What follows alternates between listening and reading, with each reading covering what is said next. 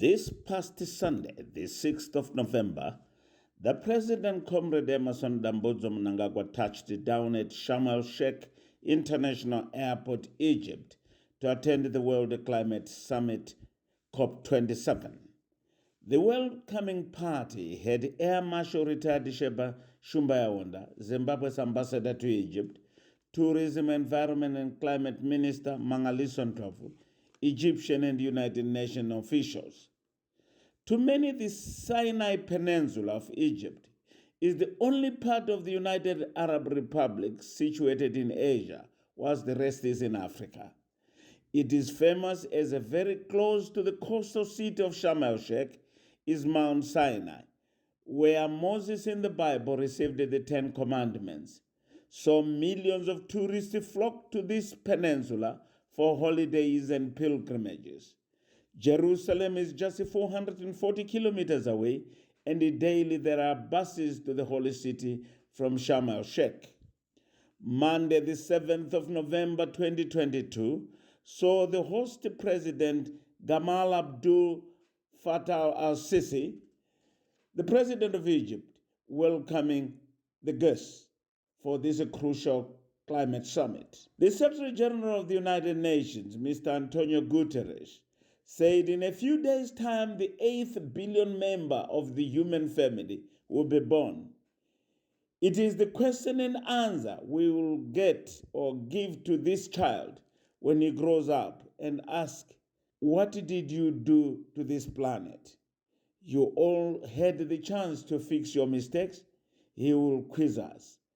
As the clock ticks on, the fight is on our hands, and we are fighting for our lives, said the Secretary General of the United Nations, Antonio Guterres. This UN climate conference is a reminder that the answer is in our hands, and the clock is ticking. We are in the fight of our lives, and we are losing. Greenhouse gas emissions keep growing. Global temperatures keep rising, and our planet is fast approaching tipping points that will make climate chaos irreversible. We are on a highway to climate hell with our foot still on the accelerator. But climate change is on a different timeline and a different scale. It is a defining issue of our age. It is the central challenge of our century. It is unacceptable, outrageous and self-defeating to put it on the back burner. He, however, said humanity's activity is the cause of climate change, and human action alone must bring the solution. The second largest economies in the world, the United States and China, have a particular responsibility to fight this global warming. Humanity has a choice: either cooperate or have a climate solidarity pact or collective suicide pact. Human activity is the cause of the climate problem, so human action must be the solution. Action to re-establish ambition and action to rebuild trust, especially between North and South. The science is clear. Any hope of limiting temperature rise to 1.5 degrees means achieving global net zero emissions by 2050. But that 1.5 degree goal is on life support, and the machines are rattling. We are getting dangerously close to the point of no return. Several other speakers spoke on the first day the importance of the developed North to honor their pledges made in Glasgow, Scotland last year. We have a choice. It could be one based on familiar technologies, markets, and institutions. We could continue with polluted air and water, where our children suffer from respiratory diseases and 8 to 10 million people die each year. The Glasgow Pact provides a good framework for this too. After all, to save human lives, both adaptation and mitigation are required. The era of fossil fuels will give way to a new era of sustainability, circular economy and clean solutions, for a simple reason, that the solution will save the most money and make greatest improvement to our lives' quality. What has Poland done throughout these past years? It has achieved the adapted gas emissions reduction targets by 2020. It is actively developing the system of renewable energy sources, as well as the low-carbon civil nuclear power program. The President, Comrade Emmerson Mnangagwa, spoke on Tuesday, the 8th of November 2022, on what is Zimbabwe and the rest of the developing world were doing in their small way to mitigate against the climate change. We meet at a time when the impact of climate change continues destroying people's lives and livelihoods in every part of the world. It is opportune that this COP27 is being held on the African continent. Our voice must be heard, as too should our demands and expectations. We must unite as a continent and speak with one voice. There is need for concrete actions. Those mostly responsible for the climate crisis must listen and prioritize climate finance to help prevent disasters and climate victims recover. Commitments we have made and continue to make can only make a difference when we act on them. The agriculture sector, which is key to Zimbabwe's economy, is facing a serious threat from climate change. My government is implementing various programs, including extensive dam construction projects towards climate change adaptation and mitigation for sustainable food and nutrition security. Further, Zimbabwe is expanding the production and the use of renewable energy. Zimbabwe will see greenhouse gas emissions curbed to 44.7 million tons of carbon dioxide by 2030. My country has also integrated gender issues in the revised nationally determined contributions. Greater progress would be made on our climate goals were it not for the albatross of illegal economic sanctions imposed on our country. We demand the immediate lifting of these unwarranted and punitive sanctions. Zimbabwe is committed to be a friend to all and an enemy to none. And we are ready to play our part in addressing climate change and other challenges that face our world. In conclusion, Your Excellency, at this COP27, us from the developing world act as a countermanding bloc of victims of climate change. We need to negotiate and vote as a bloc through the group of 77 plus China. Other leaders from the region also spoke at the summit. Botswana's President Mokwetsi Masisi, South Africa's President Cyril Matamela Ramaphosa were some of the speakers. Our summer has barely begun and temperatures can easily climb to 40 degrees Celsius on a given day. The new normal of unpredictable patterns of rainfall is compounding unreliability of rain-fed agriculture. What used to be the Molopo River no longer loops the length of the Kalahari. The migratory flamingo no longer flock to the Makadikadi pans for the seasonal breeding in greater numbers. We've witnessed with increasing helplessness as the floodplain of the Chobe and the reach of the Okavango Delta were forced into a retreat, threatening livelihoods and calamity to the entire ecosystem, meant to support the largest concentration of elephants in the wild on Earth.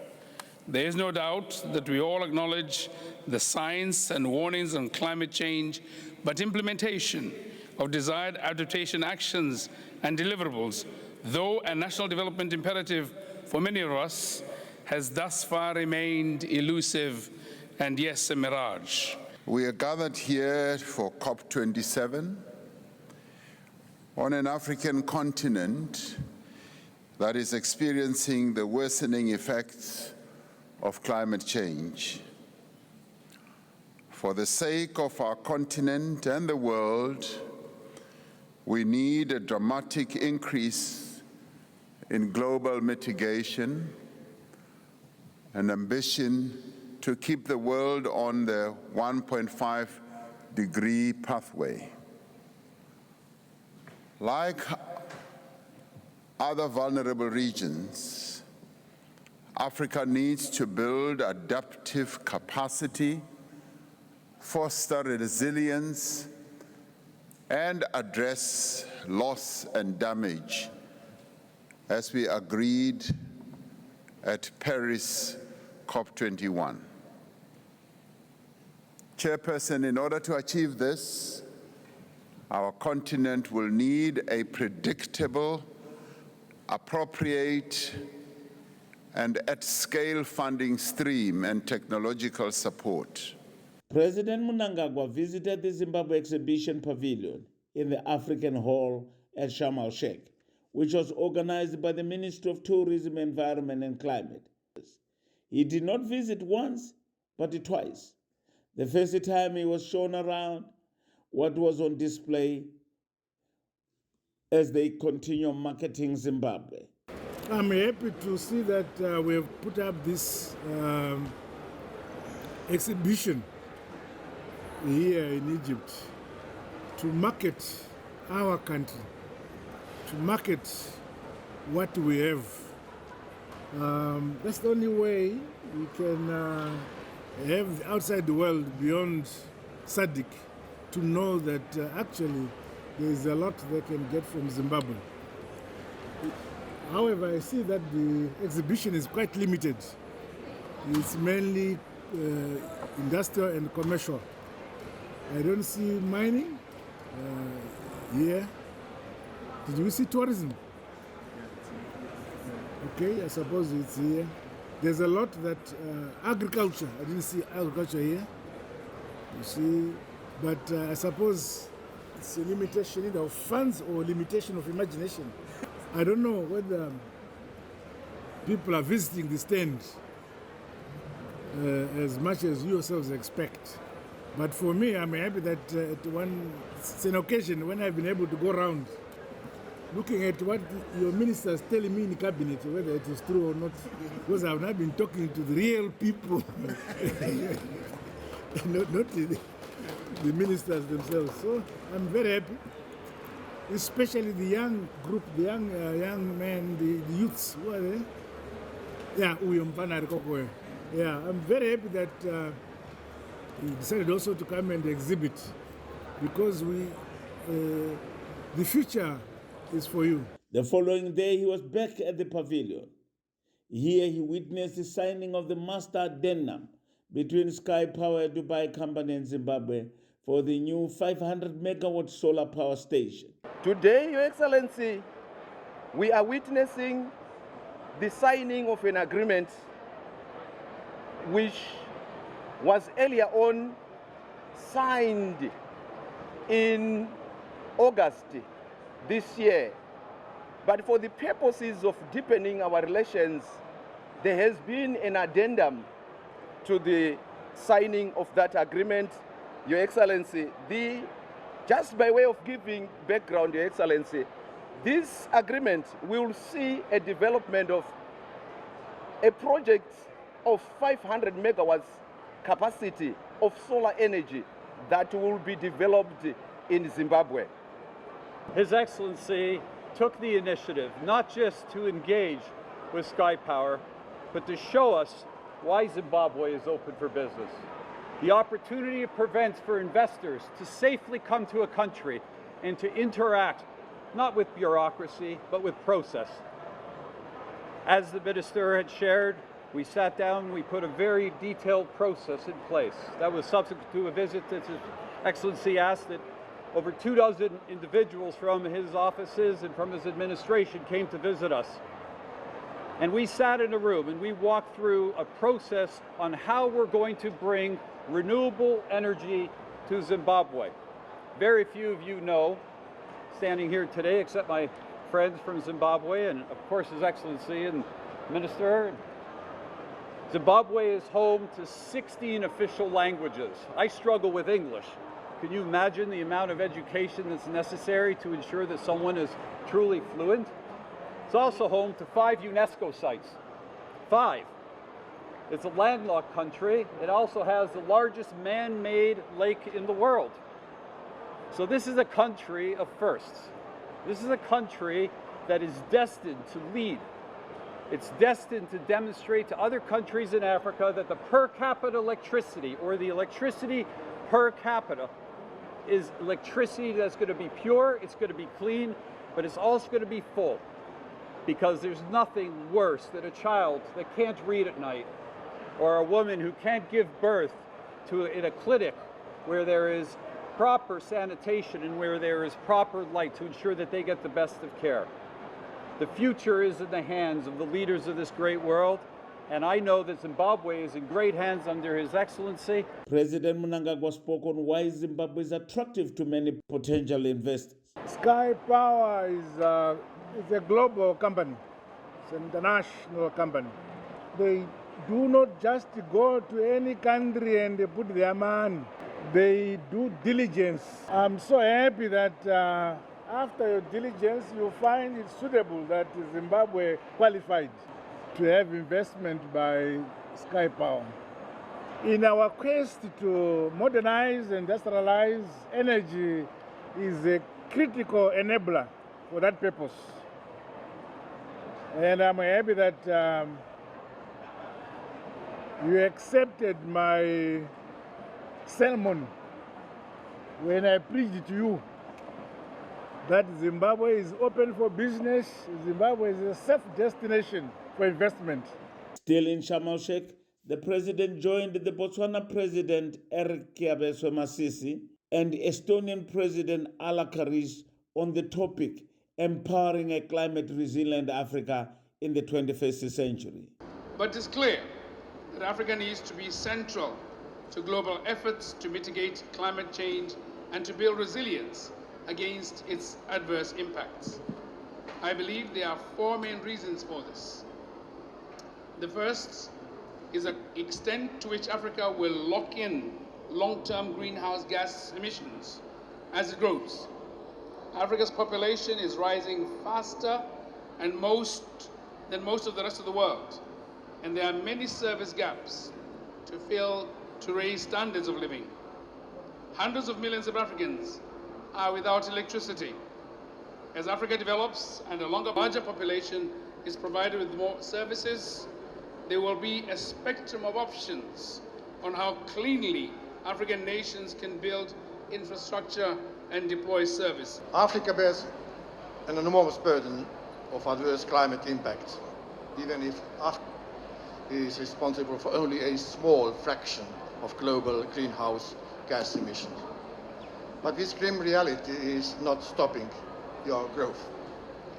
African countries have already did so much to combat climate change, from connecting households to solar mini-grids, using renewable energy in agricultural production, to adopting sustainable agriculture practices and improving the sustainability of timber supply. But the very same climate change can undo the progress Africa has achieved so far. After last year's conference in Glasgow, many commitments were committed and made, but very little has been achieved. So it is necessary that we all commit ourselves to the promises which we make. Us in our region, despite the fact that our contribution to this challenge, to this problem is minimum, we need to do our best to meet what we committed ourselves. We have lots of forests, conservation of forests. Our contribution in terms of emissions is very low, but we have committed ourselves that we should give our goals to achieve. And I have no doubt that Zimbabwe, as well as my colleagues in the region, will commit to achieve the promises we have made. Still on the sidelines of COP27 summit, President Mnangagwa and other leaders of the Southern African region joined President Samia Suluhu Hassan of the United Republic of Tanzania at a high-level meeting on the topic, and I quote, powering the Southern African power pool with renewables, end of quote. If economic growth and regional integration mean anything, we need more electricity for our region. As Destina said, we need to empower the president to power the countries. So they are going to empower us to power our countries. But then I think it was Hakainde Hichilema who said, without power, then the presidents are dispowered, yeah? And they are going to be thrown away. So we need power to stay in power. So we should adopt this compact as our investment package for increased electricity access among our people. Number two, I think we talked about investors and international partners. The World Bank were here, FDB is here, AU was here. So for them they have to view and access us as a regional power bloc, and we must promote the stability and the size of our power pool electricity market as leverage for cheap financing for our power projects.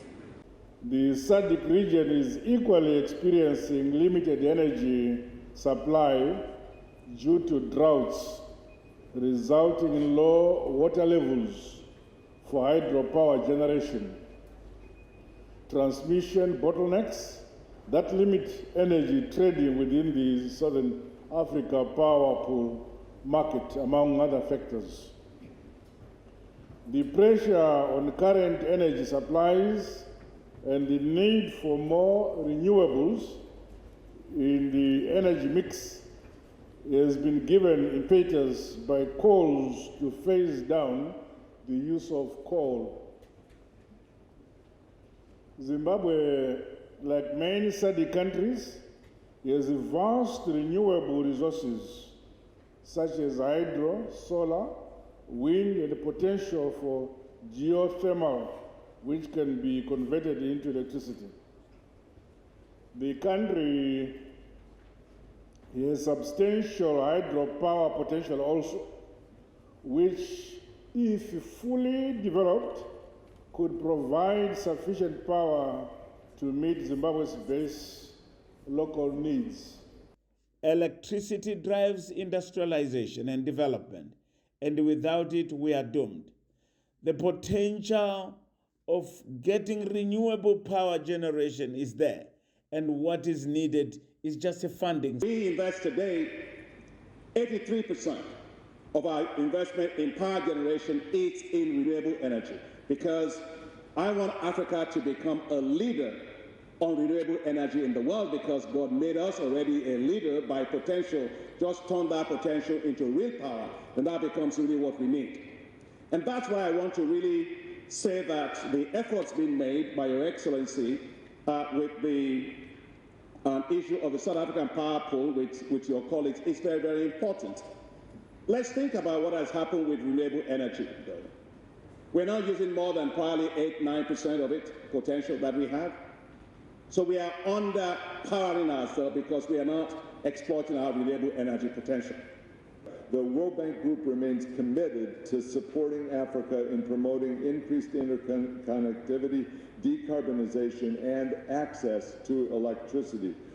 This morning, I launched SCALE, a new multi-partner initiative that aims to bring global community resources, including grants and concessional loans, to support greenhouse gas reductions in developing countries. The Kamadi power plant decommissioning is an example of that, where it brought together resources from multiple sources. So in the land of the Pharaohs, Egypt, and the Sinai Peninsula in particular, hopes of survival of this planet were rekindled. Is it yet another talking shop? No. Many delegates think it was not. The developed world messed up for everybody.